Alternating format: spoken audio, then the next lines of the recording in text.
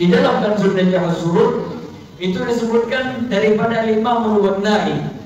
Beliau menyebutkan bahwasanya bisa nggak orang mendapatkan pahala Lailatul Qadar setiap daripada malam bulan Ramadannya? Maka ada daripada tahlil dan tasbih.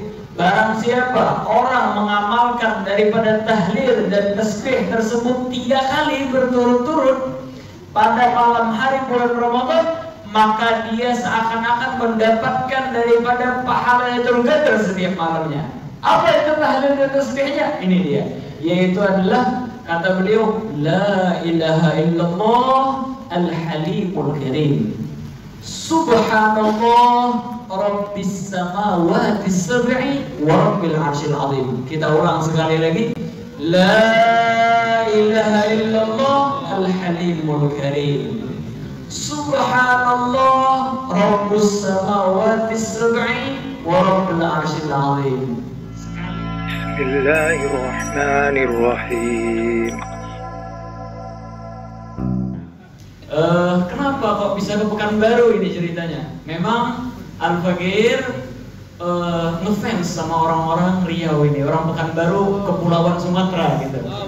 Karena kita lihat daripada ulama-ulama besar seperti Syekh Abdul Somad Al-Farimbani, juga ada Syekh Utsman Al-Minangkabawi, ada juga Buya Hamka, ada juga di Tambilahan sana Syekh Siddiq atau dikenal dengan Datu Sapat, itu dari Kepulauan Riau. Akhirnya kita mencari-cari juga lah, daripada teman hidup dari Kepulauan Riau. Alhamdulillah ternyata dapat di Pekanbaru. Nah, alhamdulillah sekitar 2 tahun yang lalu menikah. Alhamdulillah sudah punya anak. Ini kebetulan mudik, bawa istri, bawa anak ke tempat mertua. Biasanya Habib Fakhir katanya ke sini. Kenal ya Habib Fakhir ya? Nah itu ipar. Nah Habib Fakhir Al-Aidrus. Kenal ya insyaallah ya. Nah mengenai Kepulauan Riau ini seperti yang kita katakan, di antara daripada ulama tersohor yaitu adalah Syekh Abdul Somad Al-Farimbani. Beliau ini punya teman orang Madinah namanya Syekh Siddiq Al-Madani.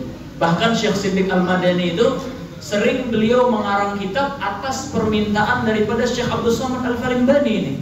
Nah, di dalam suatu kitab beliau mensyarahkan daripada nazam punya Syekh Salman Al-Madani. Beliau di sana bercerita yang sangat luar biasa. Beliau menceritakan tentang seorang raja yang sangat luar biasa kayanya. Kaya raja ini. Dia dari muda mengumpulkan uang, dia dari muda berbisnis, dia dari muda menjadi kolektor, dia dari muda ini raja, apapun daripada yang berkaitan dengan bisnis, berkaitan dengan dunia, dia kuasai. Akhirnya dia sudah beranjak tua sekitar umur 45 tahun, dia pun akhirnya berencana membuat daripada istana. Ya memang mungkin rata-rata orang-orang itu kalau sudah beranjak tua, pikirannya yaitu adalah mempunyai rumah atau mempunyai rumah yang baru lagi, yang layak untuk ditinggali. Wah, kata sunnatullah sudah. Memang kebutuhan orang itu, apalagi yang sudah berkeluarga ya, apa? Rumah. Nggak enak katanya tinggal di rumah mertua. Bagaimanapun besarnya rumah mertua, kalau seandainya masih tinggal di rumah mertua nggak enak. Pagi-pagi harus bangun, saja. Pagi-pagi harus ngepel, apalagi perempuan. Ngapain sih? Ayo bangun, cuci piring dulu. Oh jangan malas, itu anak. Wah kata. Makanya orang-orang itu tujuan pertama yaitu adalah dia mempunyai rumah. Ini raja, dia sudah punya rumah, tapi dia mau mempunyai istana sekarang. Dan dia pengen mempunyai istana yang luas, yang tiada ada tandingnya. Sampai saking niatnya ini raja, dia mengumpulkan daripada orang-orang daripada yang di sekitarnya. Orang-orang kampung semua dipanggil sama dia satu persatu. Untuk apa? Untuk mengoreksi daripada istananya. Akhirnya dia bangun istana yang besar. Satu persatu orang di kampungnya itu diundang, dijamu makan sama dia. Mau kambing dipotongin sama dia, mau sapi, orang kaya. Istilah orang sekarang apa? Orang kaya mah bebas katanya. Akhirnya apa? Akhirnya orang tersebut datang satu persatu. Ketika datang, diajak makan sama raja, dibawa sama raja keliling daripada istana. Setelah keliling, kata raja, ini istana saya apakah mempunyai kekurangan? Maka kata orang tersebut, wah ini istana luar biasa ini, sudah sangat mewah dan megah. Tapi ada kekurangan raja, dekorasi jendelanya kurang bagus. Oh gitu, langsung raja memanggil daripada tukang jendela, langsung direnovasi daripada jendelanya. Besok lagi itu lagi, satu persatu dipanggil. Oh yang satu, oh ini kurang tingkatannya ini raja. Nah ini baru 4 tingkat ini, bikin 5 tingkat. Datang lagi yang satu, oh ini pakai lift istilahnya lah kalau zaman sekarang. Kalau dulu nggak ada masih lift dan lain sebagainya. Ibaratnya kalau zaman sekarang, oh ini nggak ada lapangan helikopternya dan lain sebagainya. Akhirnya satu persatu orang datang, sampai seakan-akan orang kampung sana nggak ada lagi yang datang, yang nggak pernah datang ke sana. Akhirnya raja memanggil daripada tangan kanannya. Ibaratnya Ustaz Abdul Somad manggil ajudannya ini. Ya. Kira-kira semua sudah pada datang apa belum ini ke istana? Akhirnya kata ajudannya, kayaknya sih sudah pada datang semua.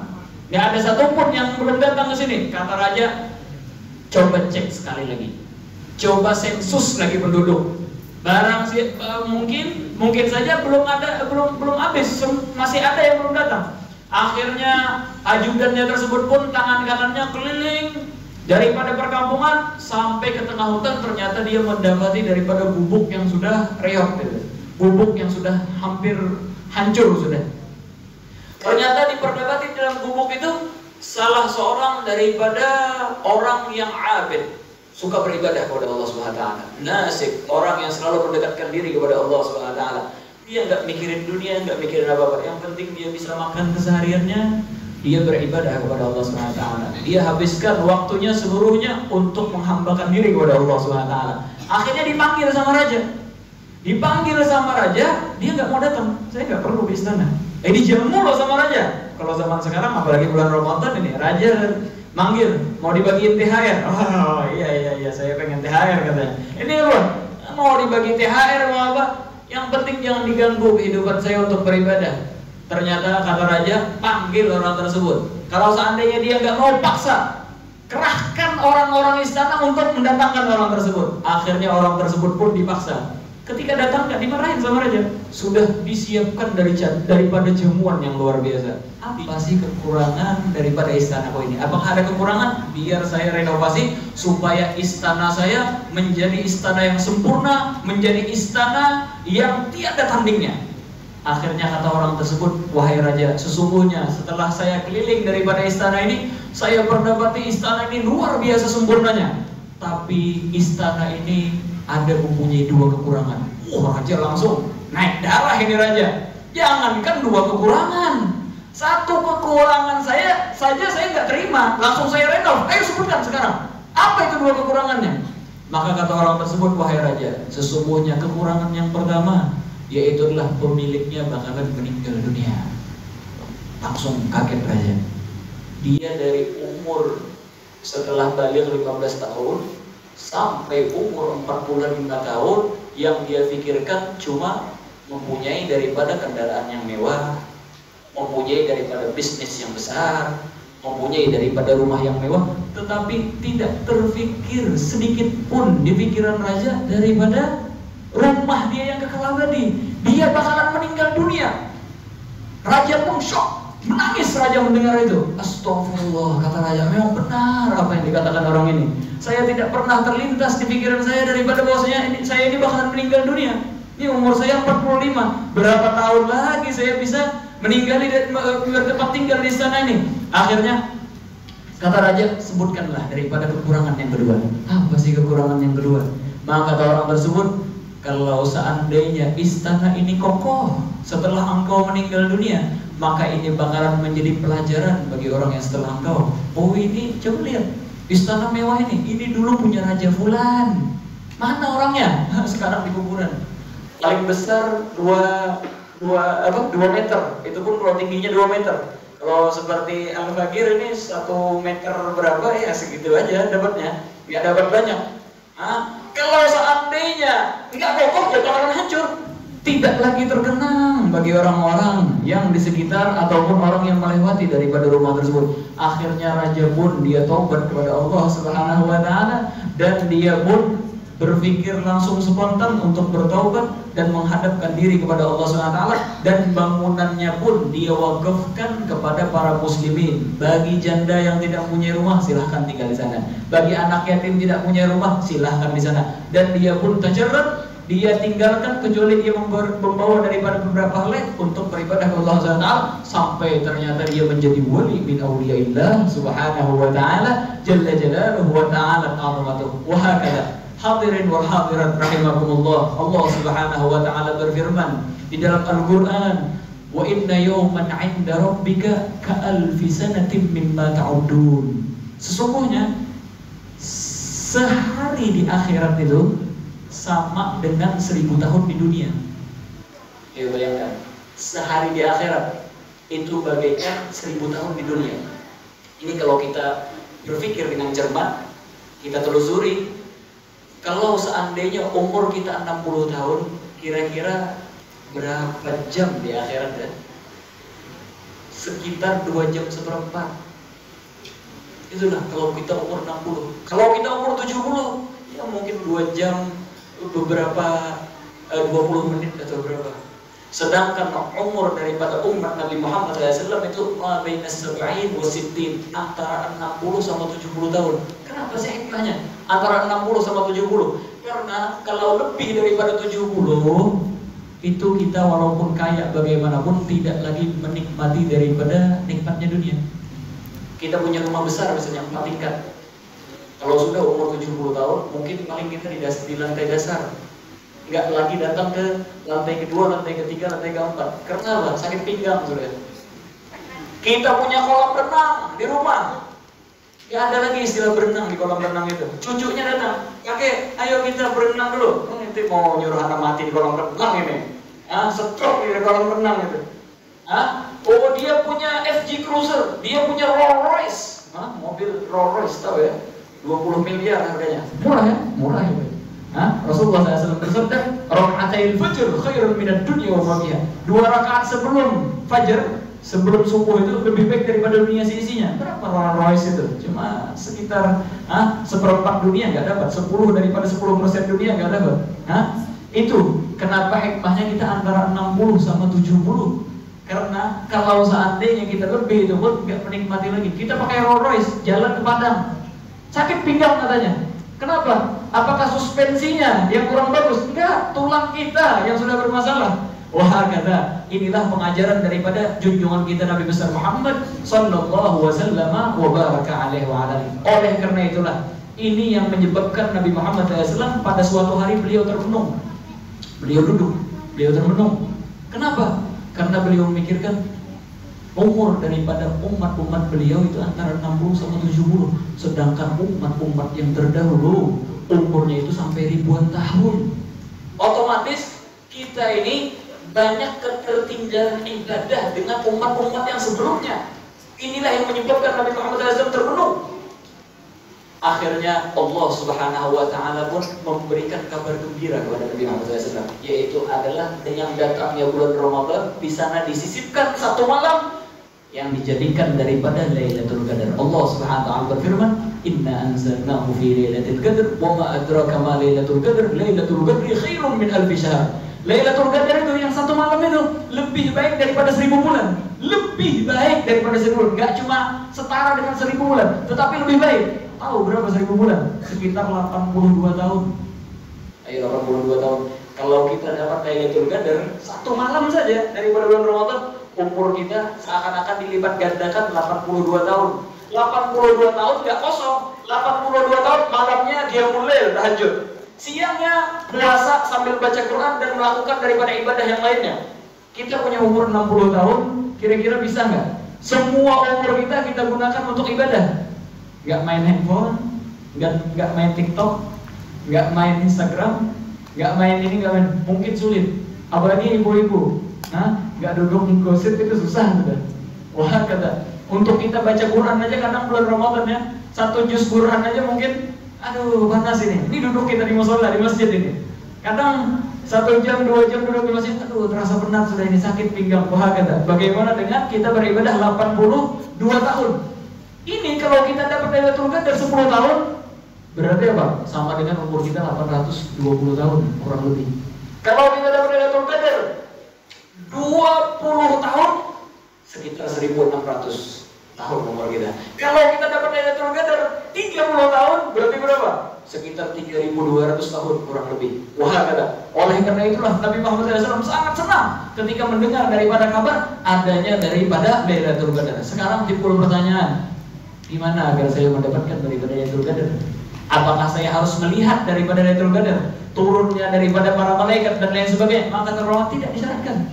Orang bisa mendapatkan Lailatul Qadar walaupun tidak melihat daripada malaikat turun. Tetapi yang penting ketika malam tersebut diturunkan Lailatul Qadar, orang tersebut beribadah kepada Allah Subhanahu wa taala. Beribadah dengan qiyamul lail. Tapi enggak semua orang ya bisa qiyamul lail ya. Tarawih aja kadang orang ketinggalan. Kenapa? Saya orderan donat banyak. Kalau bulan Ramadan orderan ini orderan itu banyak. Ada yang pesan salad buah, ada yang pesan ini dan lain sebagainya. Gimana saya mau qiyamul lail katanya? Maka kata para ulama, sepaling tidak dia tarawih berjamaah. Kalau nggak bisa juga, sepaling tidak dia sholat isya berjamaah dan sholat subuh berjamaah. Itu paling sedikit itu. Mudah-mudahan kita semua bisa mendapatkan daripada Lailatul Qadar dan kita bisa paling tidak sholat isya berjamaah dan sholat subuh berjamaah. Siapa saja yang sholat isya berjamaah dan sholat subuh berjamaah, maka bisa dipastikan orang tersebut mendapatkan daripada Lailatul Qadar. Semoga kita termasuk daripada orang yang mendapatkan daripada Lailatul Qadar sehingga umur kita dilipat gandakan oleh Allah Subhanahu wa taala jalla jalaluhu wa ta'ala. Amin ya rabbal alamin. Yang terakhir, di dalam Kanzun Najah Surur itu disebutkan daripada Imam Al-Wannai. Beliau menyebutkan bahwasanya bisa nggak orang mendapatkan pahala Lailatul Qadar setiap daripada malam bulan Ramadannya? Kita kan ketika mendengar Lailatul Qadar ini luar biasa ya. Pengen nggak kira-kira kita dapat Lailatul Qadar pahalanya setiap malam kita? Pastinya pengen. Maka ada daripada tahlil dan tasbih. Barang siapa orang mengamalkan daripada tahlil dan tasbih tersebut 3 kali berturut-turut pada malam hari bulan Ramadan, maka dia seakan-akan mendapatkan daripada pahala Lailatul Qadar setiap malamnya. Apa itu tahlil dan tasbihnya? Ini dia, yaitu adalah kata beliau, la ilaha illallah al-halimul karim, subhanallah rabbis samawati sab'i wa rabbil arsyil azim. Kita ulang sekali lagi, la ilaha illallah al-halimul karim, subhanallah rabbus samawati sab'i wa rabbil arsyil azim. Sekali lagi, la ilaha illallah al-halimul karim, subhanallah rabbis samawati sab'i wa rabbil arsyil azim. Gak sempat nyata besar kecepatan katanya. Ada live streamingnya, tinggal cek ulang. Tetapi kita sebelum menutup daripada acara malam ini, kita membaca bersama-sama daripada tasbih tersebut sehingga kita mudah-mudahan termasuk daripada orang yang selalu mendapatkan daripada Lailatul Qadar di setiap malam kita. Akhirnya 1 bulan Ramadan saja kita sama dengan 30 hari. 30 hari berarti 3200 tahun umur kita. Ramadan akan datang, kita amalin lagi, mudah-mudahan panjang umur, fi khair wa afiyah, sehingga kita bisa mengamalkannya dan kita termasuk daripada hamba yang dimuliakan oleh Allah Subhanahu wa taala dan diberikan daripada husnul khatimah, sehingga ketika kita di padang mahsyar kelak dikumpulkan di bawah naungan Nabi Muhammad SAW, di akhirat kelak satu khaimah dengan Nabi Muhammad SAW. Amin ya rabbal alamin. La ilaha illallah, la ilaha illallah al-halim al-halim al-karim al-karim, subhanallah subhanallah rabbis samawati as-sab'i as-sab'i wa rabbil arshi al-azim al-azim. La ilaha illallah, la ilaha illallah al-halim al-halim al-karim al-karim, subhanallah rabbis samawati as-sab'i as-sab'i wa rabbil arshi al-azim al-azim. La ilaha illallah, la ilaha illallah al-halim al-karim al-karim, subhanallah rabbis samawati رب السماوات السبع ورب العرش العظيم. اللهم يا من وفق أهل الخير للخير وعنهم عليه وفقنا للخير وعنا عليه. اللهم لا تجعل حسناتنا حسنات من أبغضته واجعل سيئاتنا سيئات من أحببته. ربنا هب لنا من أزواجنا وذريتنا قرة أعين واجعلنا للمتقين إماما. ربنا آتنا في الدنيا حسنة وفي الآخرة حسنة وقنا عذاب النار. وصلى الله تعالى على سيدنا محمد النبي الأمي وعلى آله وسلم. سبحان ربك رب العزة عما يصفون وسلام على المرسلين والحمد لله رب العالمين.